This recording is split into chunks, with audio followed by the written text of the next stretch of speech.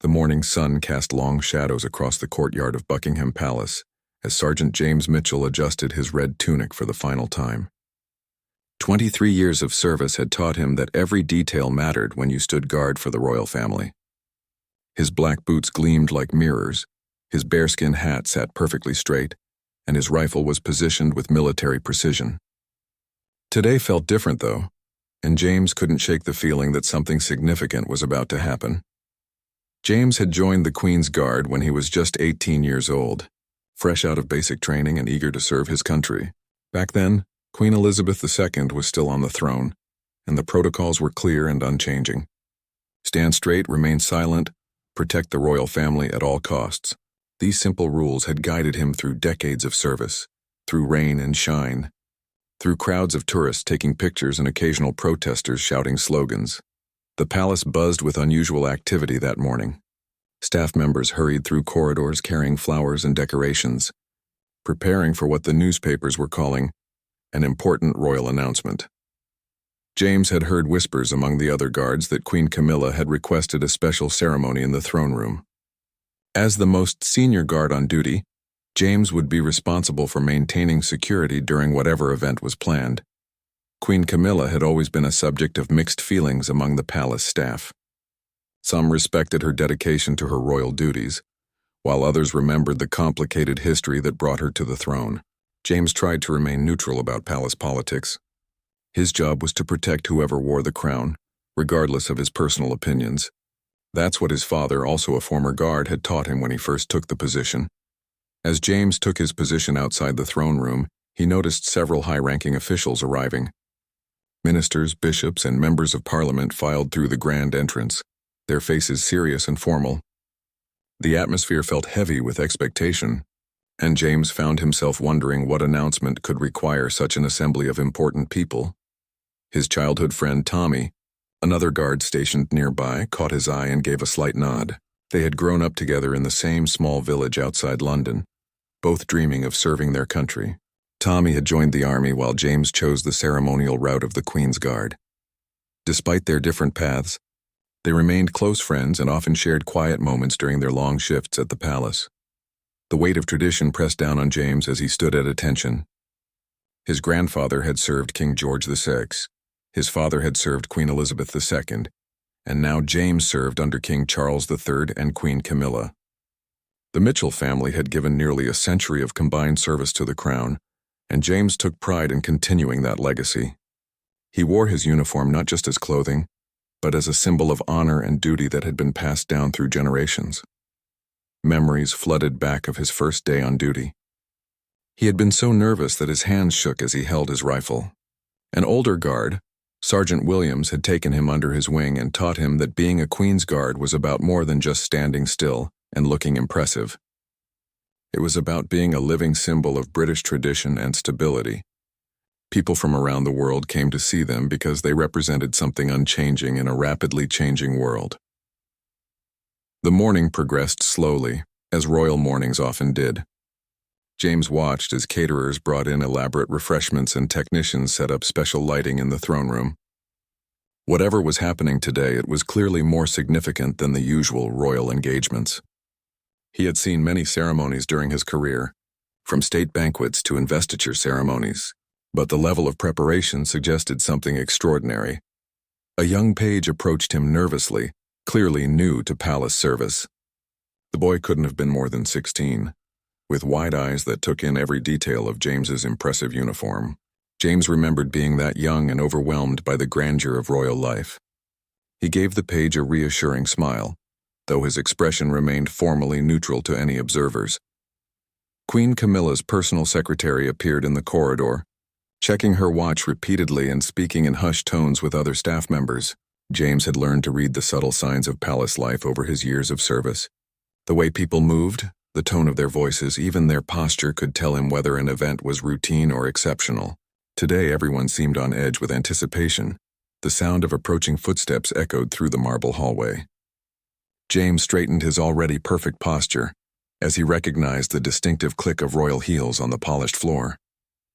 Queen Camilla was approaching, accompanied by her lady-in-waiting and several other members of the royal household. This was unusual, as the Queen typically arrived for ceremonies much closer to their scheduled start times. As the royal party drew nearer, James could see Queen Camilla's face clearly. She wore an expression he had never seen before, a mixture of determination and something else he couldn't quite identify. Her usual warm smile was replaced by a stern, almost cold demeanor that made several staff members step back respectfully. Whatever she had planned for today's ceremony, it was clearly weighing heavily on her mind.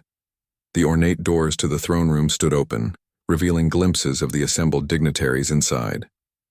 James could hear the low murmur of conversation and the rustle of formal clothing as people took their seats. The ceremony, whatever it was, would begin soon. He took a deep breath and prepared himself for what he assumed would be another routine royal event. Little did James know that in just a few hours, everything he believed about duty, protocol, and honor would be challenged in ways he never imagined. The decision he would soon face would not only test his loyalty to the crown, but also force him to choose between following orders and following his conscience. The morning that had started like any other was about to become the most significant day of his entire career. Queen Camilla swept past James with an air of authority that seemed different from her usual gracious manner. Her deep blue dress rustled against the marble floor, and her diamond tiara caught the light streaming through the tall windows. Behind her, a procession of nervous-looking courtiers followed, their faces revealing nothing to the trained eye of an experienced guard. But James sensed tension in their careful movements. The throne room had been transformed for the occasion. Golden chairs lined the walls, occupied by members of parliament, church officials, and foreign dignitaries.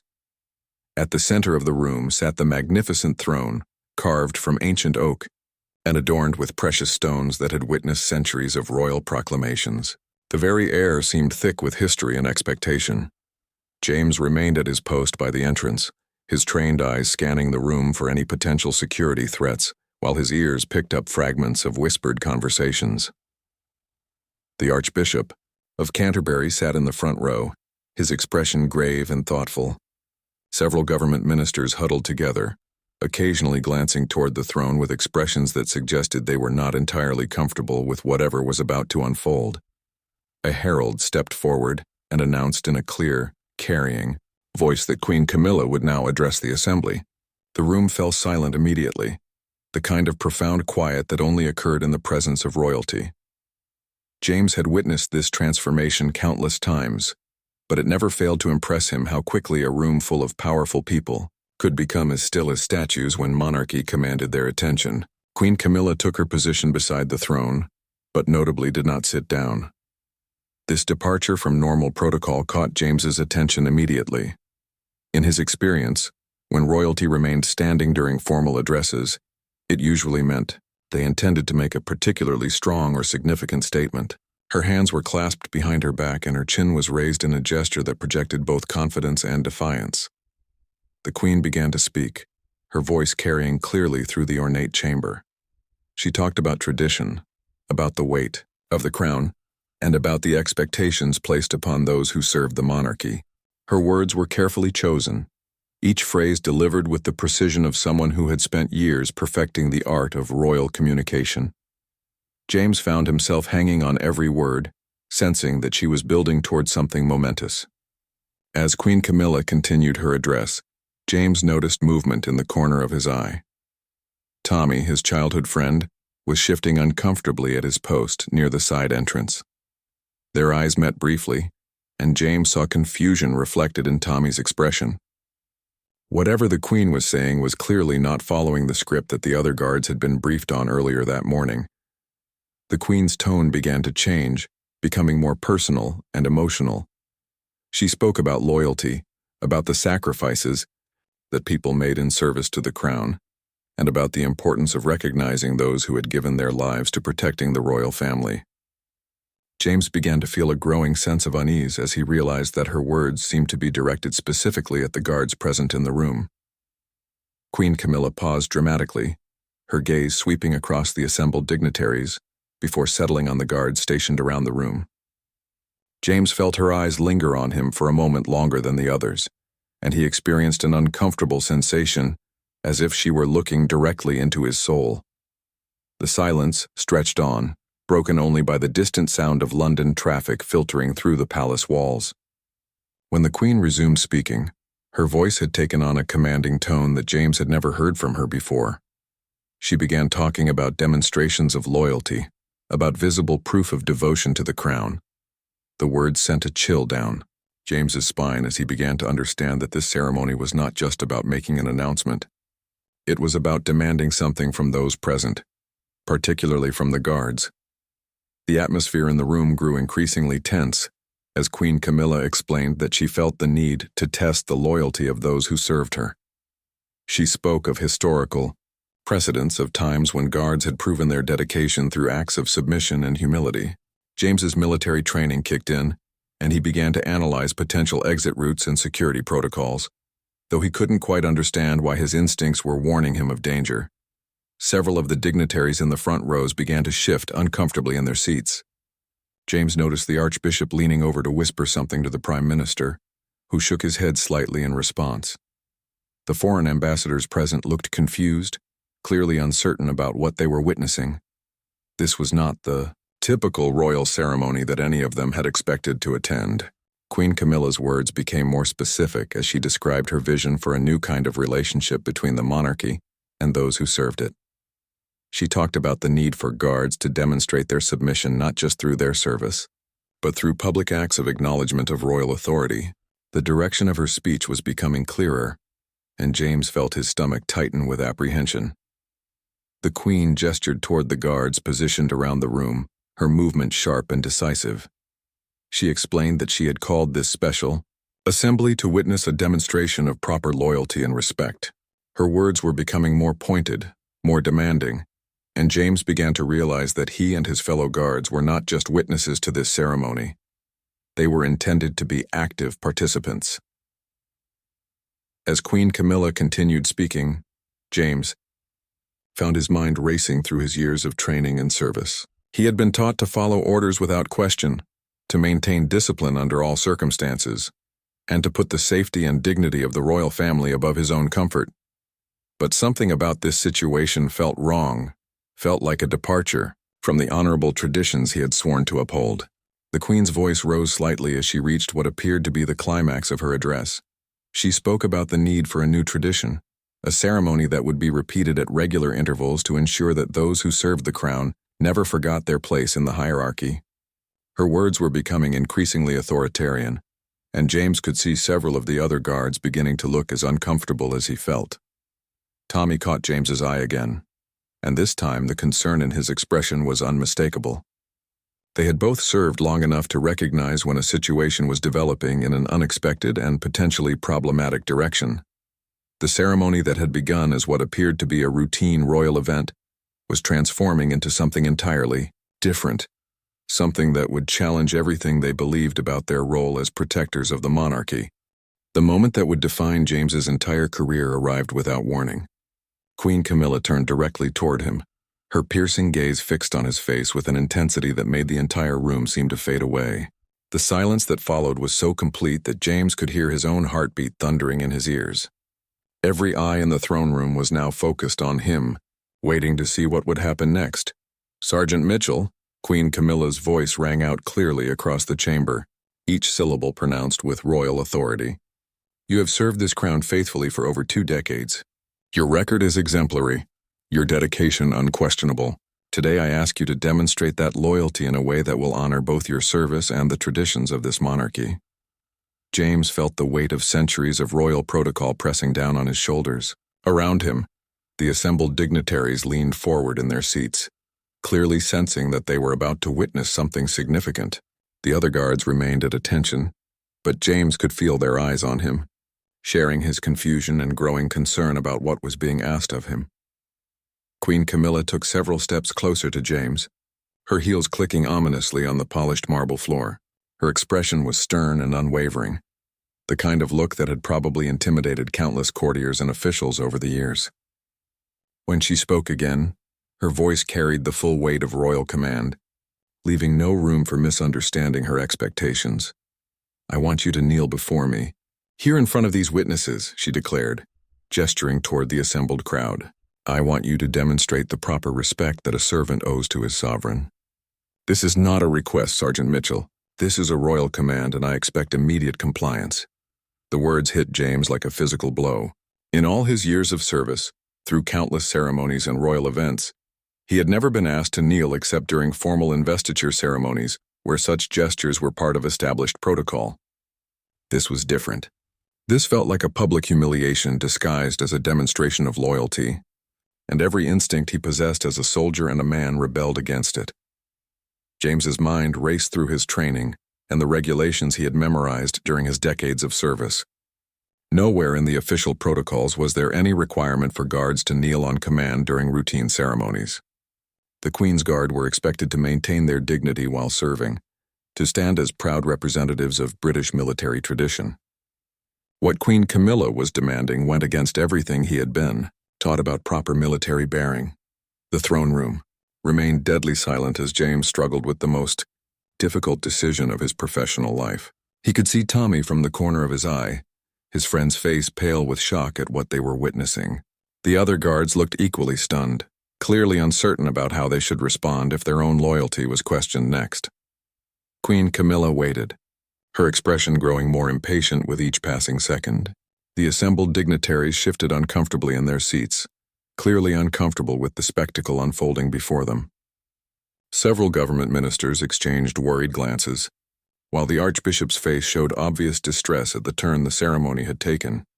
James thought about his father, who had served with such pride and dignity during his own career with the Queen's Guard.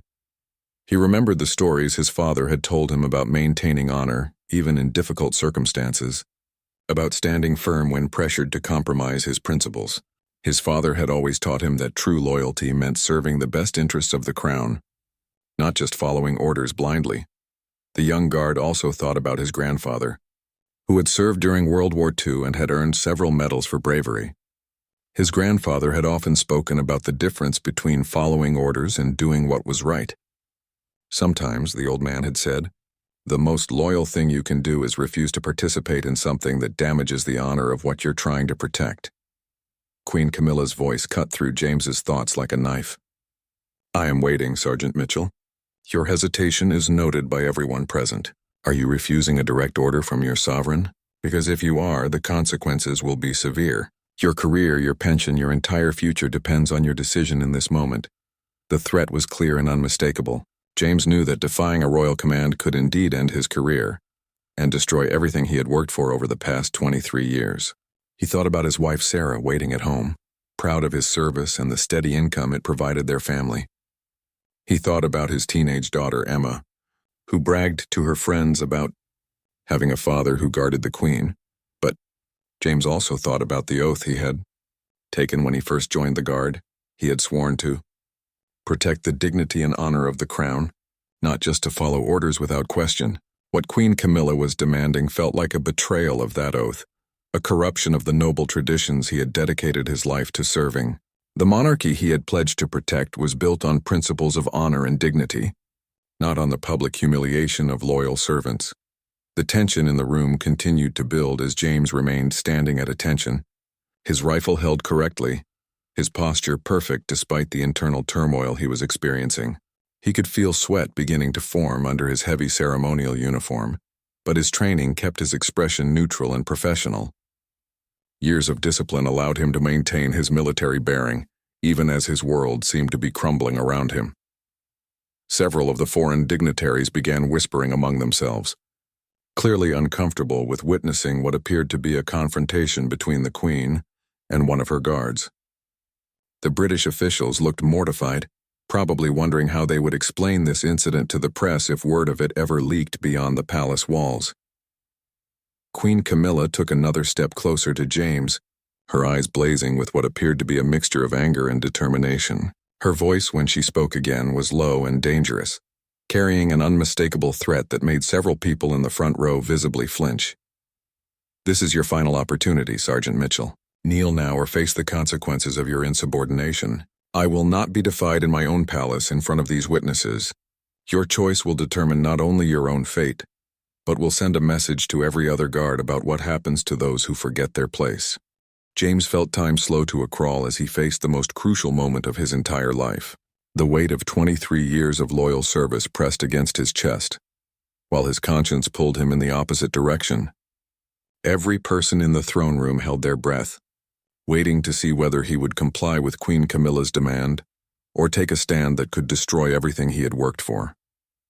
In that moment of absolute clarity, James heard his grandfather's voice echoing in his memory.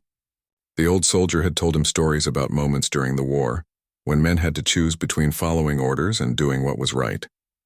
"Sometimes, lad," his grandfather had said, "the most courageous thing you can do is say no to someone in authority when they ask you to do something that goes against your honor." James straightened his shoulders and looked directly into Queen Camilla's eyes. His voice when he spoke was steady and clear, carrying the conviction of a man who had found his moral center. "Your Majesty," he said respectfully but firmly, "I cannot and will not kneel, not because I lack respect for the crown, but because I respect it too much to participate in something that diminishes its dignity." The reaction in the throne room was immediate and dramatic. Several dignitaries gasped audibly, while others sat in stunned silence at witnessing a direct refusal of a royal command.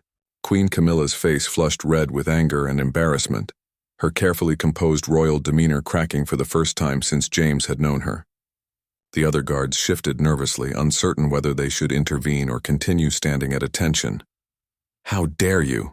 Queen Camilla hissed, her voice shaking with rage. "How dare you defy me in front of these people? You have just committed an act of treason against the crown. Your career is over, your reputation destroyed.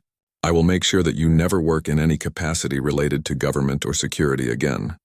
James remained standing at perfect attention, his rifle held correctly, his expression calm despite the storm raging around him. "Your Majesty," he replied with quiet dignity, "I have served this crown faithfully for over 2 decades. I have protected you and your family with my life on countless occasions. But true loyalty sometimes means protecting the monarchy from actions that could damage its reputation and honor." The Archbishop of Canterbury suddenly stood up from his seat in the front row, his face grave but determined. "Your Majesty," he said in his resonant voice, "perhaps we should reconsider this course of action. The traditions of the monarchy are built on mutual respect between the crown and those who serve it. What is being asked here goes beyond the established protocols that have served us well for centuries." Queen Camilla whirled toward the Archbishop, her anger now directed at this new source of opposition. "Are you questioning my authority as well? I am the Queen, and I will not be lectured about protocol by anyone. This man has defied a direct royal command and he will face the consequences." But the Archbishop's intervention had given others courage to speak up.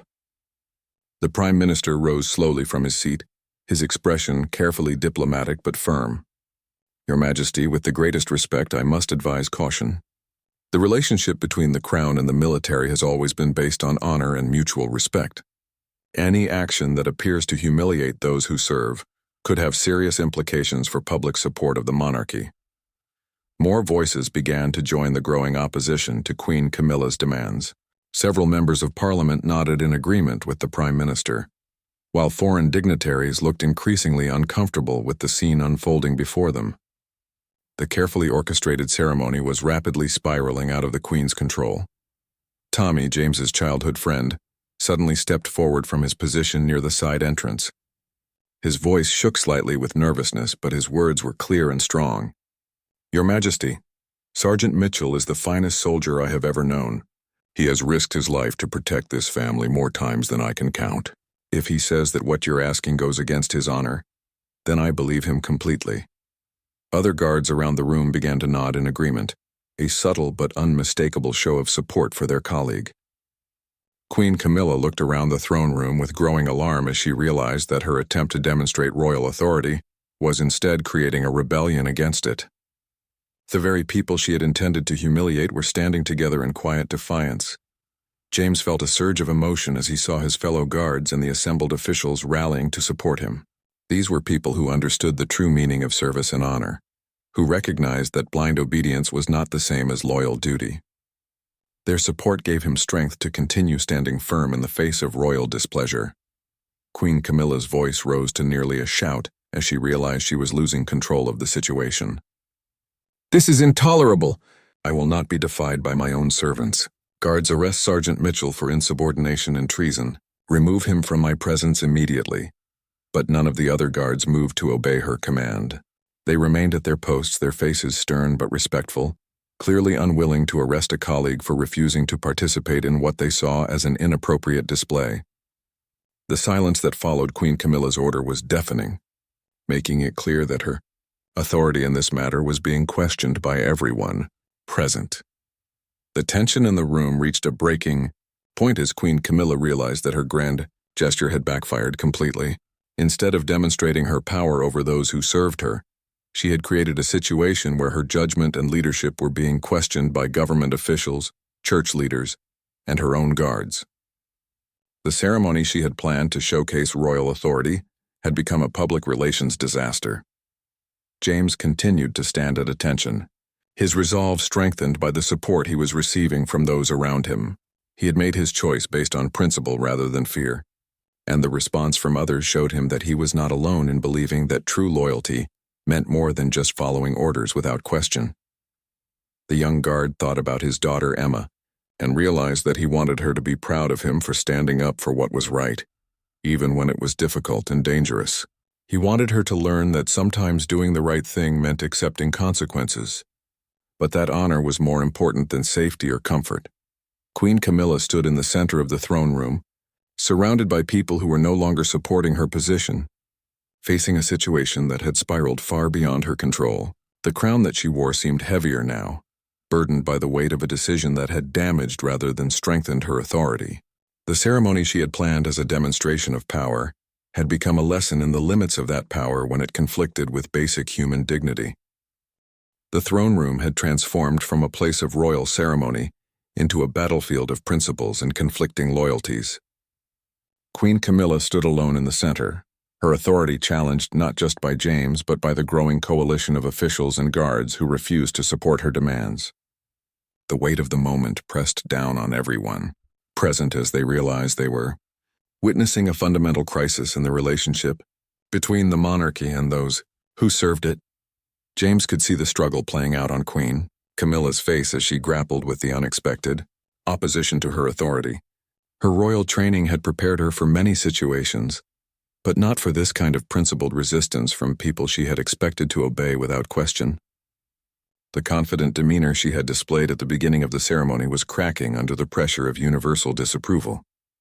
The Prime Minister stepped forward, his diplomatic experience evident in his careful approach to the delicate situation.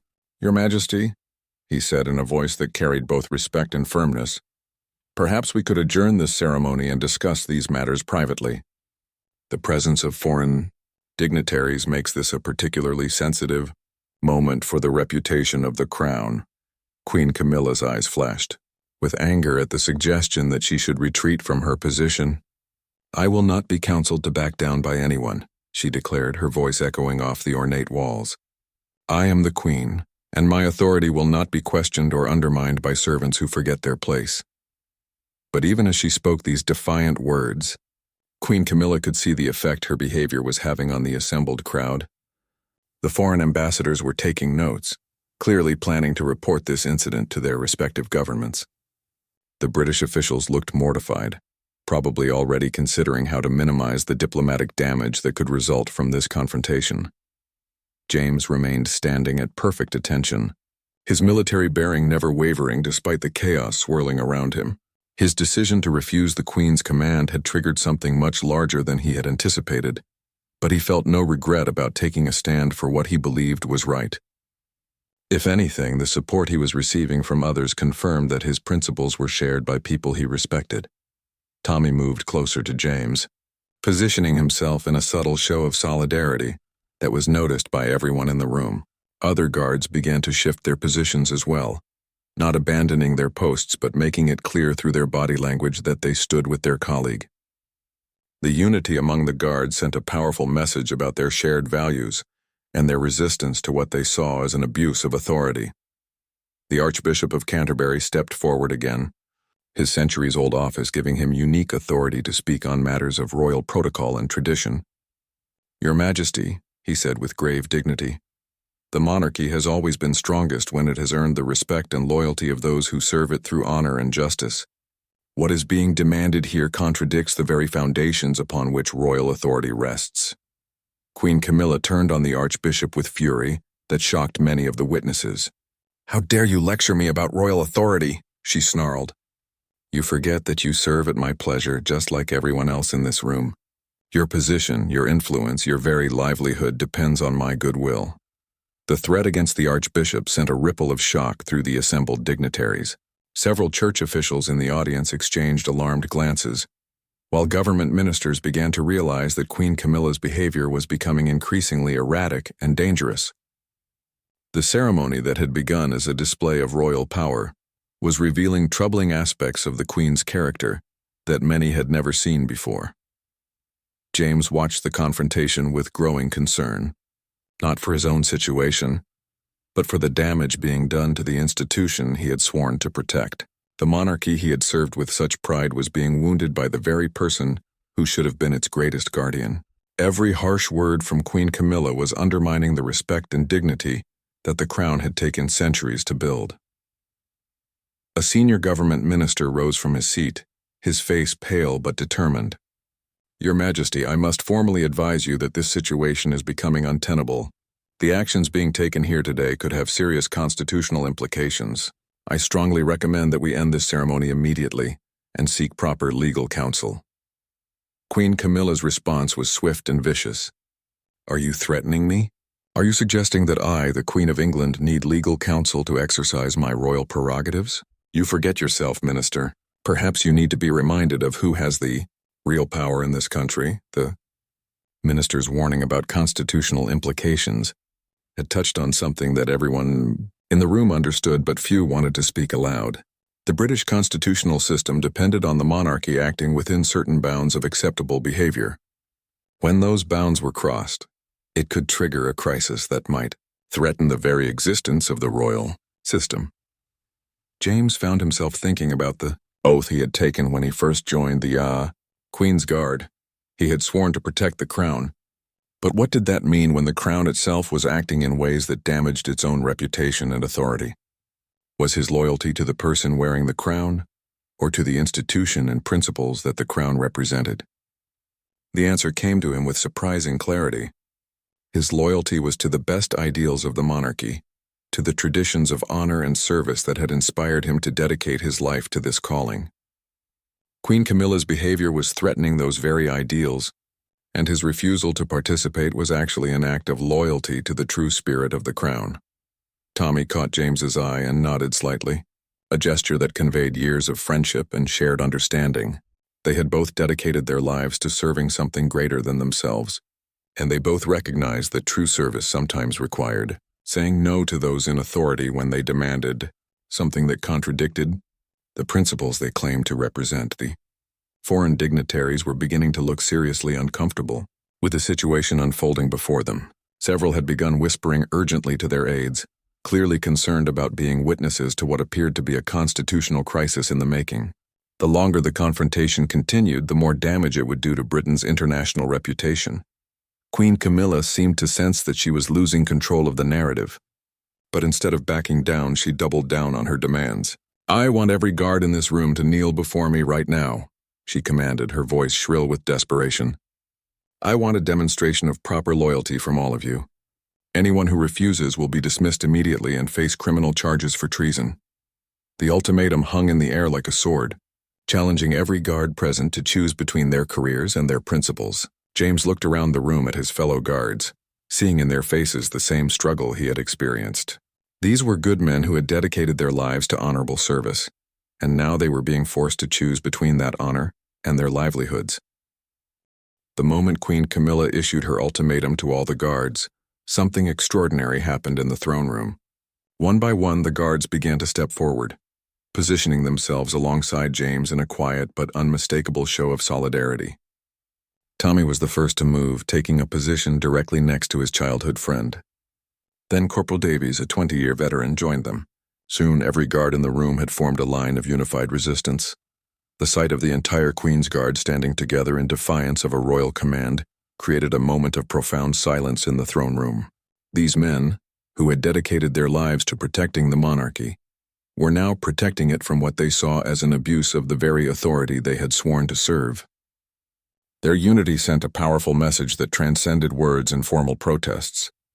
Queen Camilla stared at the line of guards with a mixture of disbelief and rage. Her carefully planned demonstration of royal power had instead created a rebellion that threatened to expose her behavior to public scrutiny and criticism. The ceremony she had intended to showcase her authority had become a testament to the limits of that authority when it conflicted with basic principles of human dignity. The Prime Minister seized the moment to intervene, stepping forward with the full weight of his constitutional authority. "Your Majesty," he said with firm politeness, "I must formally advise you that this situation has reached a point where it threatens the stability of the crown itself. These guards have served with distinction for decades, and their unified resistance suggests that the demands being made are inappropriate." Queen Camilla whirled toward the Prime Minister, her composure completely shattered. "You dare to side against your queen? You forget that I have the power to dismiss you and your entire government.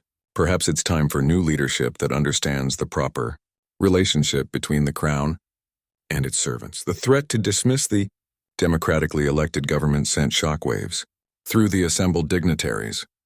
Constitutional experts in the audience began to realize that they were witnessing behavior that could trigger the most serious crisis the monarchy had faced in modern times.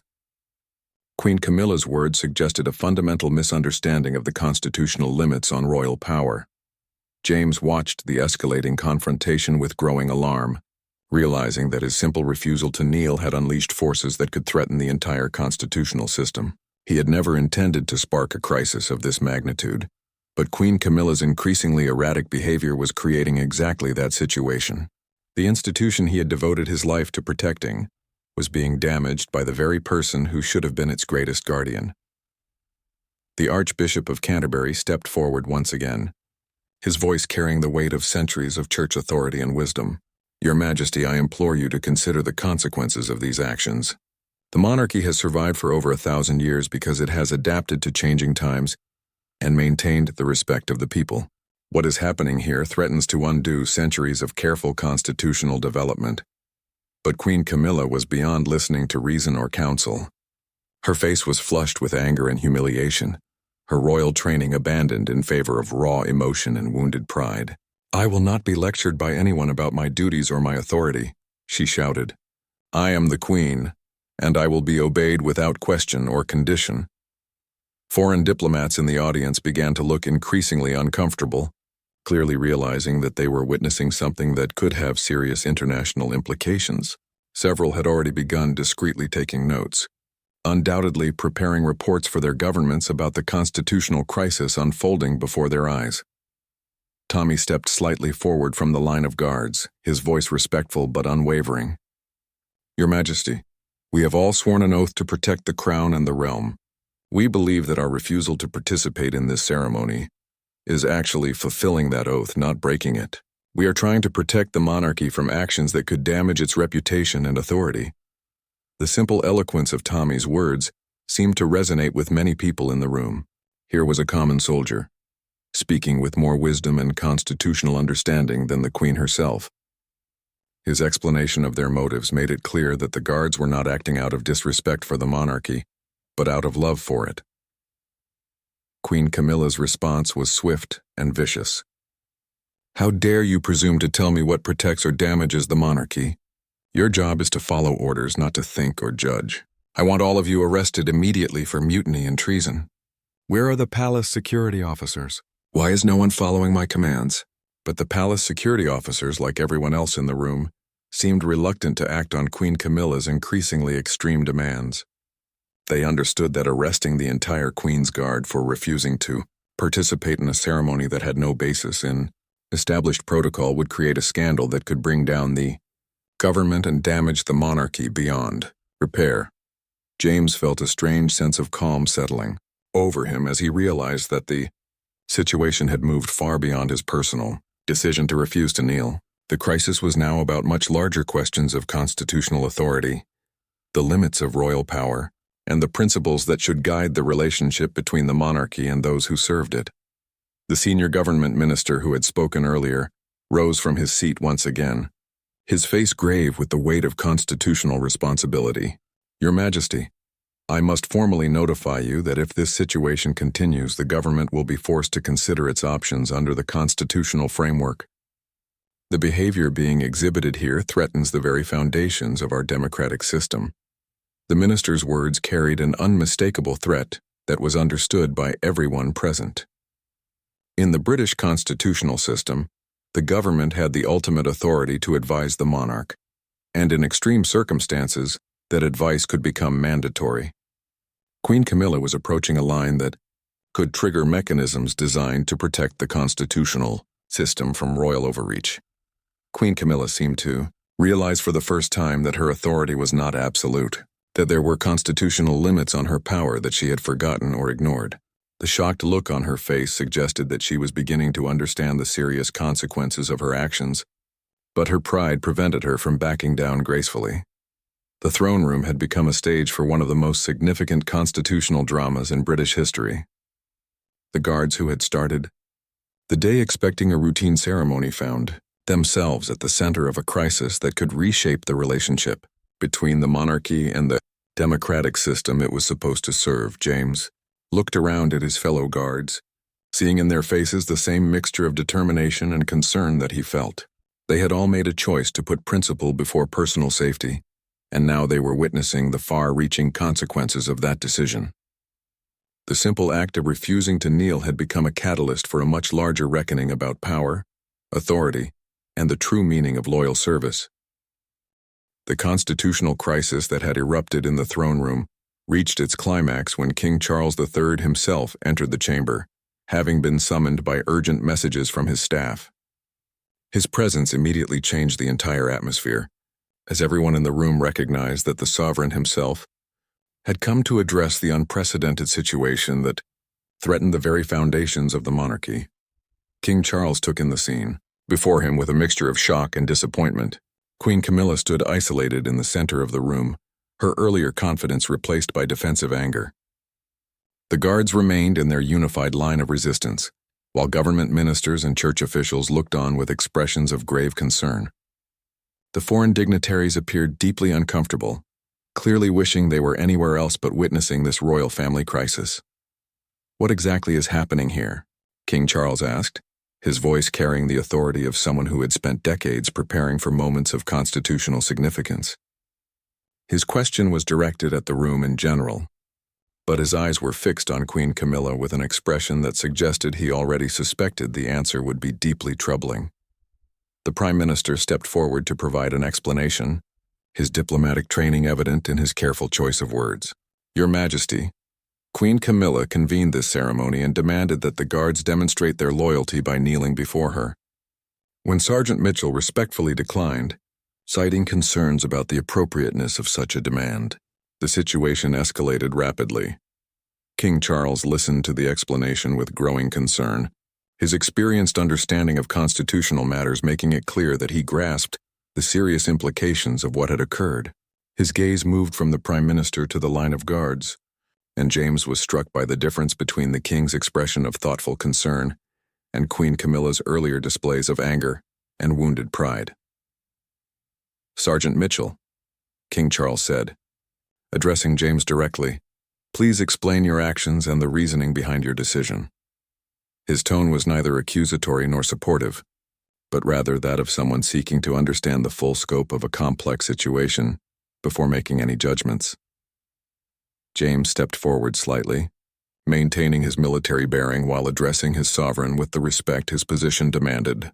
"Your Majesty, I have served the crown faithfully for 23 years. When Queen Camilla commanded me to kneel as a demonstration of loyalty, I respectfully declined because I believed such an act would demean both my service and the dignity of the monarchy itself."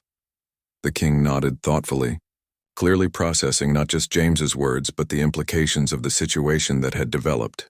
His years of constitutional training and his deep understanding of the delicate balance between royal authority and democratic governance were evident in his careful consideration of the various factors at play. "And your fellow guards joined you in this position?"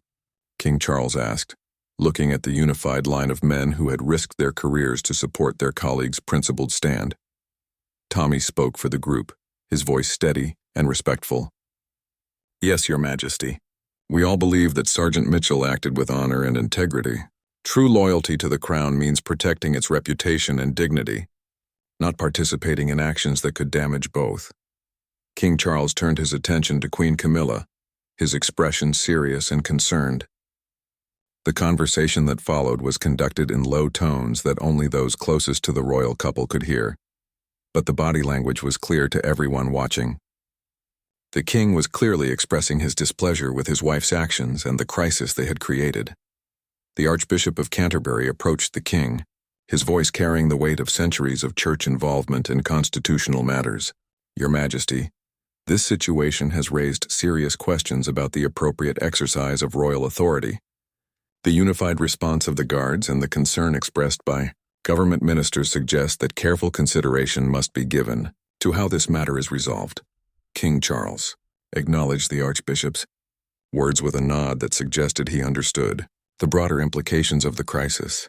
The monarchy's survival depended on maintaining the delicate balance between royal tradition and modern democratic values, and Queen Camilla's actions had threatened that balance in ways that could have lasting consequences. After several minutes of quiet consultation with his advisors, King Charles addressed the entire assembly. His words were carefully chosen to acknowledge the seriousness of what had occurred, while attempting to restore some measure of dignity to the proceedings. "What has happened here today represents a misunderstanding of the proper relationship between the crown and those who serve it." The king's statement was diplomatic but unmistakably clear in its implications. By characterizing Queen Camilla's demands as a misunderstanding, he was effectively repudiating her actions while providing a face-saving explanation that might help minimize the long-term damage to the monarchy's reputation. "The guards who serve this crown have done so with honor and distinction," King Charles continued. "Their loyalty has never been in question, and no demonstration of subservience is required or appropriate. I want to thank them for their continued service and their commitment to the highest ideals of their profession." James felt a wave of relief wash over him as he realized that the king was not only supporting their position but publicly acknowledging the appropriateness of their actions. The validation from the sovereign himself meant that their careers were likely safe and that their principled stand had been recognized as honorable rather than insubordinate. Queen Camilla's face showed a mixture of embarrassment and anger as she realized that her husband had effectively sided against her in front of the assembled dignitaries. The public nature of the rebuke made it clear that her actions had been deemed inappropriate at the highest levels of the monarchy itself. The king announced that the ceremony would be concluded immediately and that the assembled guests would be escorted to a reception where refreshments would be served while the royal family addressed the matters that had arisen. His diplomatic handling of the situation demonstrated the kind of leadership that had allowed the monarchy to survive and adapt through centuries of political and social change. As the dignitaries began to file out of the throne room, James remained at attention with his fellow guards, still processing the extraordinary events of the day. What had started as a routine ceremonial duty had become a defining moment not just in his own career, but in the modern history of the British monarchy. Tommy approached James as the room began to empty, a smile of relief and pride on his face. "You did the right thing, mate," he said quietly. "Your father and grandfather would have been proud of the way you stood up for what you believed in." James nodded, feeling a deep sense of satisfaction that transcended the fear and uncertainty he had experienced during the crisis. He had faced the most difficult decision of his professional life and had chosen principle over personal safety. The support he had received from his fellow guards, government officials, and ultimately from the king himself confirmed that his actions had been both honorable and necessary. The aftermath of the throne room confrontation would be felt for months to come, as constitutional experts debated the implications of what had occurred, and the monarchy worked to repair any damage to its reputation. But for James Mitchell, the lesson was clear and personal.